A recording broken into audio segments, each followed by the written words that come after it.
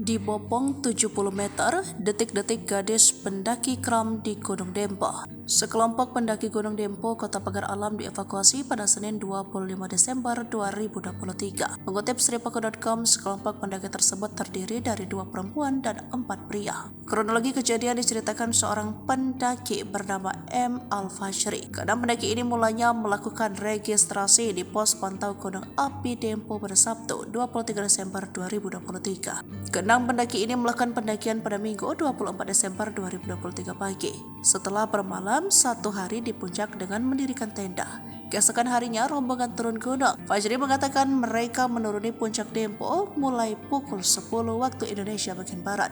Begitu mendaki shelter 1, seorang pendaki perempuan mengalami kram dan kesulitan bergerak. Ia pun digendong seorang rekannya menuju shelter yang jaraknya tinggal 70 meter. 2 orang dari kami turun melaporkan ke posko untuk meminta pertolongan, ungkap Al-Fajri Selasa 26 Desember 2023. Setelah itu datang rombongan brigade membantu evakuasi yang dilakukan hampir tengah malam. Kini pada Selasa 26 Desember 2023, kondisi para pendaki termasuk yang menderita kram dikabarkan sudah membaik. Dijelaskan Fajri, sekelompok pendakian tersebut berasal dari wilayah berbeda. Mereka melakukan pendakian di Gunung Dempo untuk menikmati liburan. Fajri sendiri berasal dari kota Jambi. Ia bersama kerabatnya yang berasal dari Padang touring menggunakan sepeda motor ke Gunung Dempo Pagar Alam Provinsi Sumsel. Yang mendaki perempuan sudah pulang naik mobil, sementara kami naik motor untuk langsung ke Jambi, ujarnya.